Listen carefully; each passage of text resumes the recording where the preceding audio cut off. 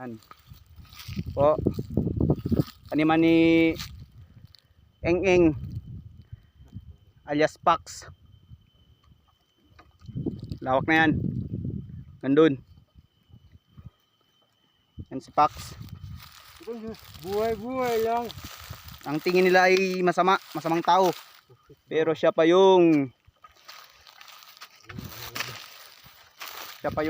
nag-aalaga sa kalikasan na sinunog ng mga tao. Yan siya. Si Eng, si Pax, si Dato Pax.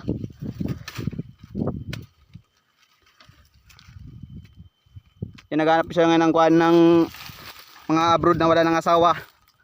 Yan, willing po siya magkuan ng asawa ulit. Kasi 7 na yung anak niya. Pinabenta niya yung 5. Si Pax.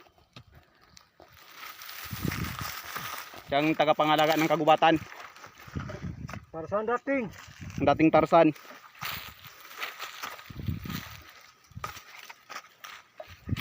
Ang dating perwisyo, ngayon nagseserbisyo.